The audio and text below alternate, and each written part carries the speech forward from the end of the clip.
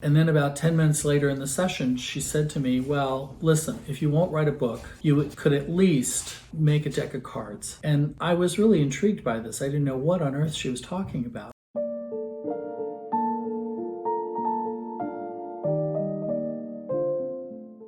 Welcome to The Tie-Dyed Therapist. I'm your host, Richard Killian. And in today's episode, this is actually a redo of the video that I did on Saturday, January 21st with my friend Vicki Linz that nobody could hear. So you actually get the chance to hear the real interview conducted as it was with a few add-ons. So I'd like to welcome my friend Vicki, who's behind the camera and who's going to be asking me questions. So Richard, I had asked you to please tell everyone a little bit about your story, your journey that brought you here today, who you are and what you've done and why you've done it. Right.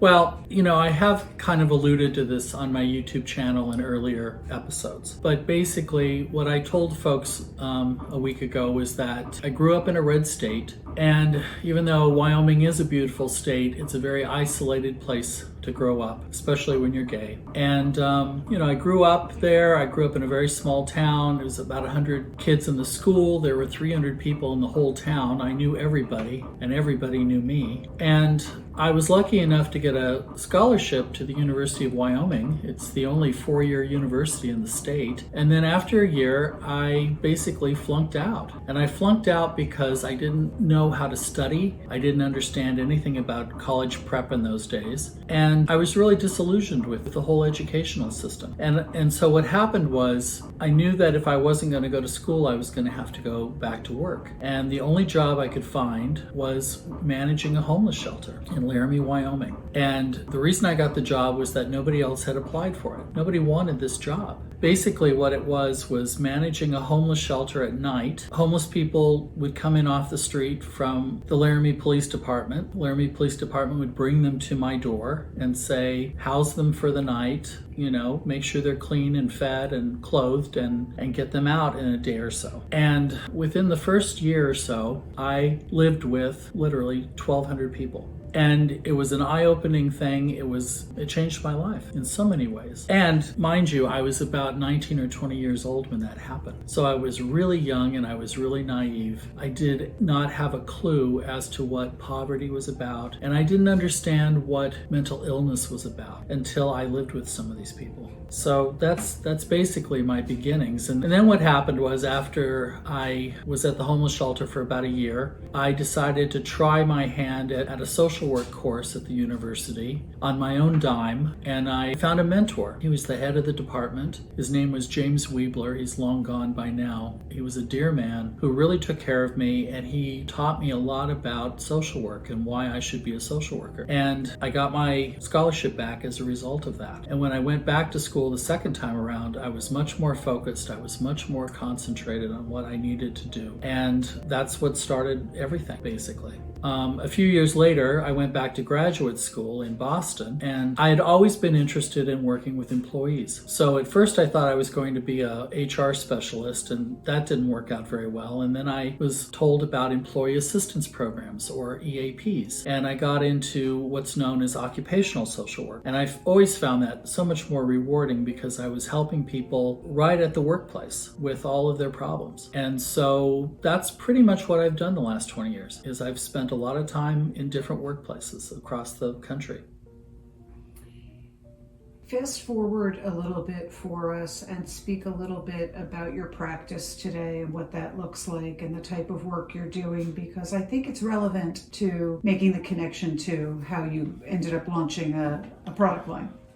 Yes, that's true. Well, the last few years of my private practice, I've been working independently and privately on my own, but I've also been contracted by other groups to work on site. So I work with a lot of people in big tech. That's my primary focus these days. And what's happened over the years is that I've developed a lot of really good relationships with the people in these companies. I've been able to see the kinds of struggles that they go through. And at the same time, they're sharing so much about about their personal lives. And so to fast forward it a little bit more for you, about a year ago, I had a client that I was seeing online because at that time it was during the pandemic. I wasn't going in. I was only doing virtual meetings. And this client, basically, she wanted me to write a book about all of my, what she called Richardisms, things that I had said to her over the years. And when I heard book, people always say that to each other. They say, oh, you ought to write a book about something. Well, I never wanted to write a book. I didn't think that a book would really be useful for anybody, and I told her so. And I said, I'm just not interested in that. But I thanked her for the compliment. And then about 10 minutes later in the session, she said to me, well, listen, if you won't write a book, you could at least make a deck of cards. And I was really intrigued by this. I didn't know what on earth she was talking about. And I said, what do you mean cards? And she said, well, you like the tarot, and you like oracle cards, and you like symbolism, and you like all the stuff that a card can mean. And she said, you really ought to do a deck of cards. And I was so skeptical at the time when I heard this, and just not interested at all. And I said, but I don't even have material for this. Well, because she worked in big tech, and because, everybody in big tech I've ever known knows the ins and outs of a spreadsheet, she decided that she was going to share with me her spreadsheet, which had everything that I'd ever told her for 4 years. Most of the stuff I thought was really kind of crazy, some of the stuff I'd said to her. But some of it did make sense, and some of it I even liked. And I thought, well, I'll make a deck of cards. I'll be creative, and I'll get something going. And I thought I was going to make just a few decks for clients. I thought, well, that would be nice for somebody, right? And then I discovered that you can't make a few of anything like that because they're so expensive. So I ended up deciding I was going to make at least 500 decks, if not more. And then everything started taking off, including an e-commerce site, a YouTube channel, Instagram account. I'd never been on Instagram before. All these things started happening, trademarks and logos and talking to lawyers and talking to an accountant and all these things. So it really has taken a life of its own. In less than a year. It's actually less than a year from the time that you first had the idea to execution and celebration of the official launch. Yes. Which is incredible. Well, I had a lot of help along the way, and I never for a moment forget that, because any project like this, any creative project where it takes multiple talent, you can't do it all by yourself. But you're right, it did come about in a very quick amount of time. There have been wonderful lessons and illustrations along the way of a lot of the principles that you've integrated into these cards. You can't do it alone. You shouldn't be afraid to ask for help. That's right. And also how making connections opens doors of opportunities, because so many people along this journey with you said, hey, wait a minute, I know somebody who can help with this, or have you given thought to reaching out to these people who can help with that? And so the whole concept of building a network of support has really come to life through this project for you too. It's been an amazing journey, not only for the people that are receiving the cards now and using them, but for myself, because I never dreamed in a million years it would get to this point, to tell you the truth. One of the things that you and I talked about, and unfortunately the audience can't see this, but when we were in Bobo's, there were 4 different posters set up against the back wall. And they had 4 different themes that we discussed. And I think we ought to kind of go through them kind of quickly today. So you do have cards in front of you, so you can use some examples. Walk us through it's 52 cards, 4 different suits. Yes, 4 different suits. Walk us through what we find in the box of wisdom cards. Okay, so just as a caveat, so one of the pieces of feedback that I got was that when we did the posters on the wall, people thought that the wording of the card was the suit. And so I should have had therapeutic, spiritual, and I should have had questions. But instead I just used these example cards. Okay. So the Tie-Dye Therapist Wisdom Cards is 52 cards, 4 suits, and a booklet. So walk us through, what are those suits? What types of cards fall into each suit? And how does somebody use the booklet to really make the most of the wisdom cards? So, like you said, there are 4 suits, and the first one is therapeutic. The therapeutic suit has to do with ideas that you will run across whenever you go to a therapist. And there are all kinds of themes that have a therapeutic bent about them. Now, my training is in cognitive behavioral therapy and psychodynamic psychotherapy.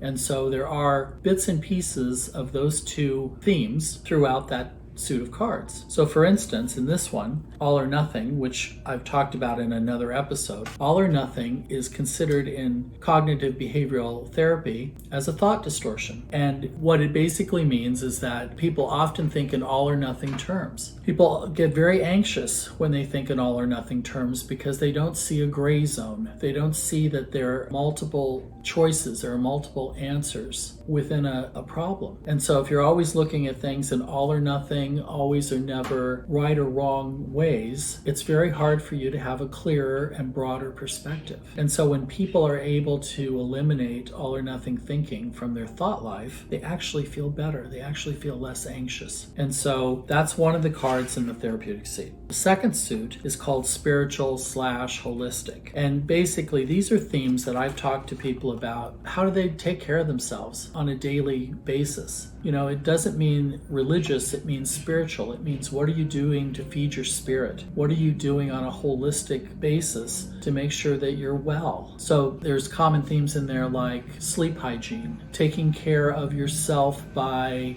getting rid of resentments in your life so that don't harbor bad feelings and then pass that on to yourself. So this one is Color Me Happy. And this one I learned actually from the homeless shelter, which was when I moved into this homeless shelter all those years ago, it was all done in institutional beige. And it was terribly depressing and it was oppressive to people. It was oppressive to me as a young man. And the first thing that I did soon after I moved in there was I went to the paint store and I started buying the brightest colors I could find. This sunshine orange yellow was actually painted in a women and children's dorm. And it was great because it faced the east, and every morning when the sun came up, it absolutely illuminated this room. And what I noticed about things like that, whether sunshine yellow, magenta, bright blues, stark whites, whatever it was that was lighting up the rooms, it lit up people's spirits. It made them feel more comfortable about where they were. It made them feel safe. You know, you can imagine you come in the middle of the night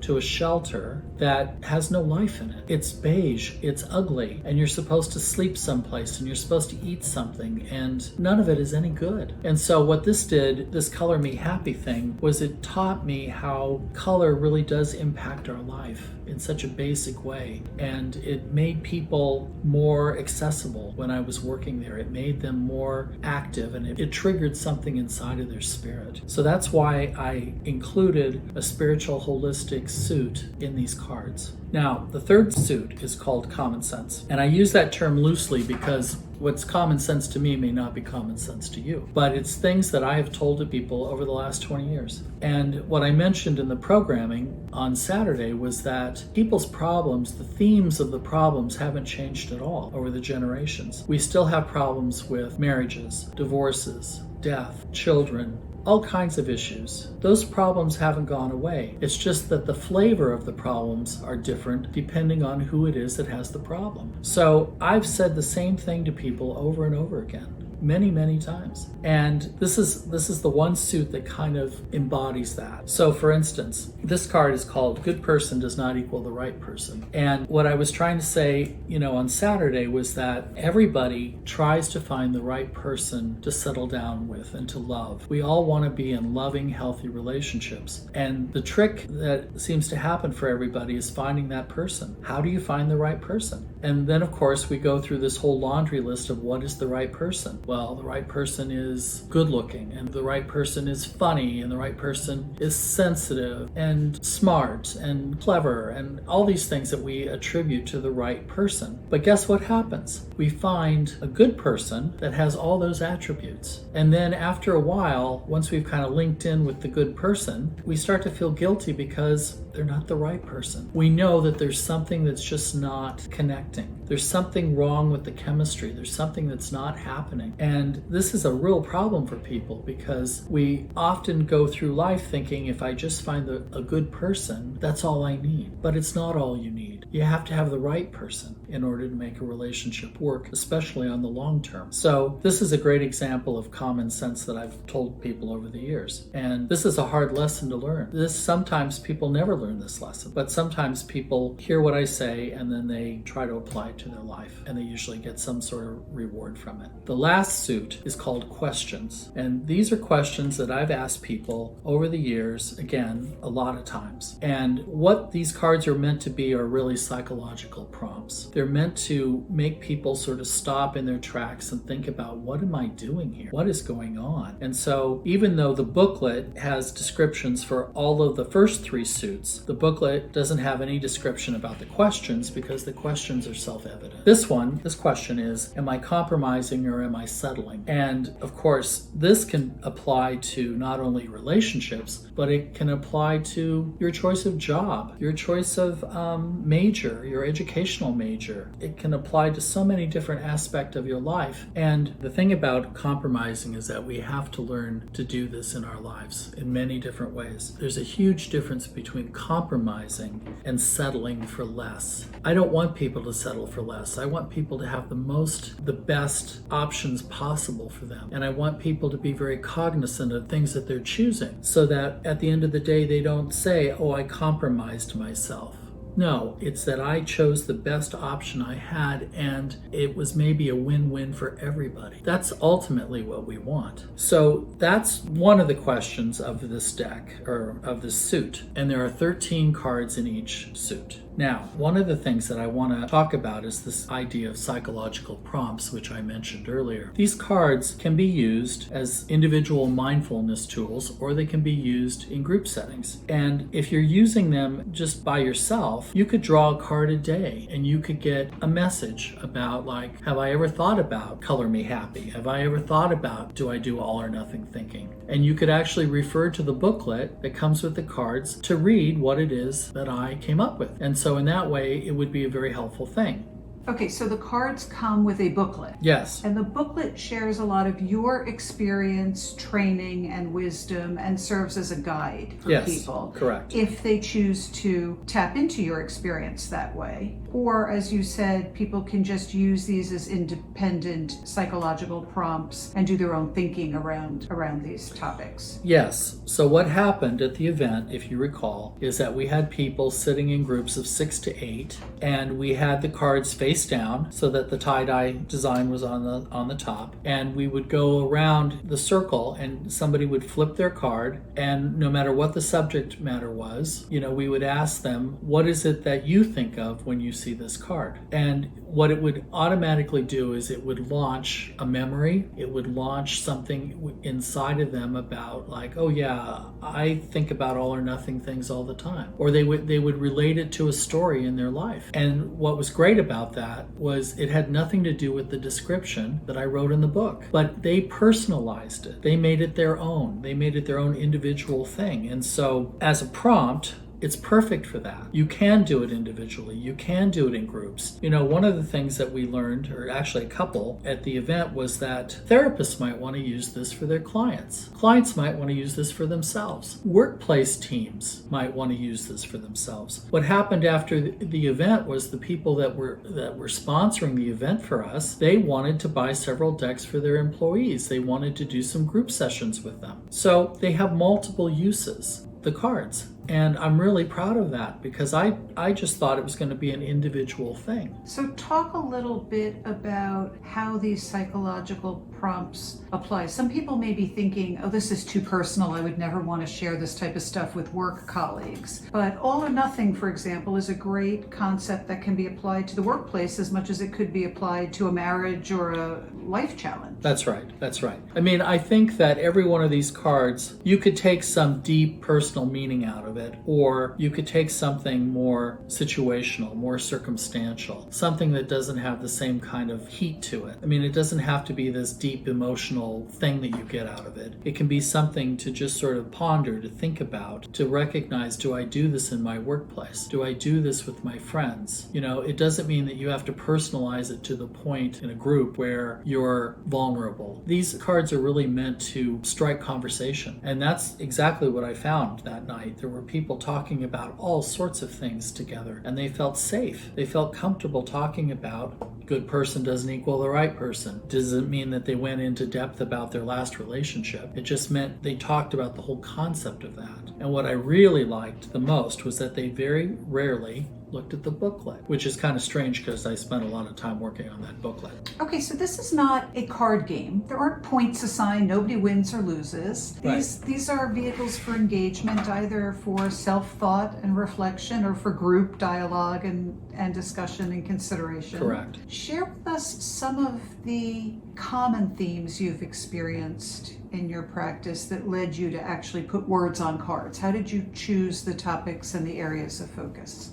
Well, like I said, a lot of these point out to certain themes that I see within my cases. So one of the themes that I see a lot of these days, of course, is anxiety. Almost everybody that I know has some level of anxiety running at any given time. And some people manage their anxiety obviously a lot better than other people do. And so that was a major theme that ran through this deck. Also depression. How do people take care of themselves? How do they lift their spirits? How do they do what's needed at the time? You know, one of the cards that I have is called Small Steps Equals Big Changes. And the meaning of that card is really that whatever it is that you're struggling with, you have to start out small. You have to take small steps in order to make big changes. It's all a stepping stone. One of the episodes I had a few weeks ago was called Acts of Kindness. And I talked about how doing an act of kindness for somebody else and thinking about somebody other than yourself is actually a small stepping stone into helping with depression.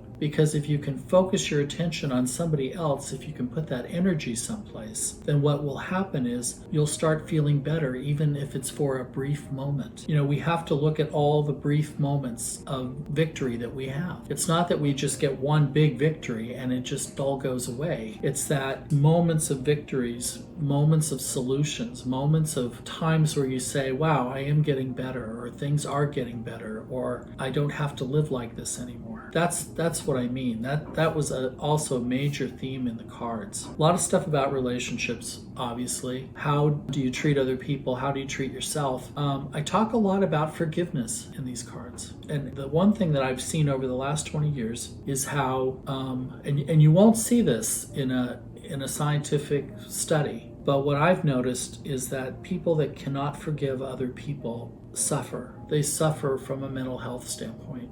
They suffer from a cognitive standpoint because they can't think clearly. They're too wrapped up in their own resentments. And when people are able to get rid of some of these huge areas of resentment, things that have been built up over years, they actually become different people. It's amazing what happens when people start working on forgiveness. But I will tell you this, and anybody who's in this field will tell you, forgiveness is a really hard nut to crack because people have all kinds of defenses about that. People have all kinds of reasons that they've held on to about why they shouldn't forgive somebody, why somebody is so evil, why they can never take that extra step. And sometimes it just doesn't happen. Sometimes people choose not to forgive. And when that happens, it does impact their mental health. As your friend, I've been able to experience firsthand how all of this is just second nature to you. This is who you are. You have a kind, generous spirit, and blended with your knowledge and experience, you just can't help but prop people up and propel them forward in all kinds of little and big ways. I think it is incredibly generous of you to package that and put it in a box and hand these tools to people to say, here's some wisdom that may help you. Well, I appreciate that. That's great. One of the things I should mention, though, is that almost every one of these subjects in this book or in this deck, I've personally had to go through myself. So I've suffered with not forgiving people. I've made choices about the wrong person. I've done things in my life that I'm not happy with or proud of. I've made a lot of mistakes like everybody has. And so when we talk about wisdom cards, you know, my wisdom is really sort of the culmination of having made all those mistakes. And I still make mistakes today. Sometimes I look at a card and I say, wow, you know, you need to follow what you wrote down here. You know, it's an ongoing process. So where can people get wisdom cards? Wisdom cards are available now through my e-commerce site. And my e-commerce site is www.tiedyedtherapist.com. That's the best way to get them. And hopefully at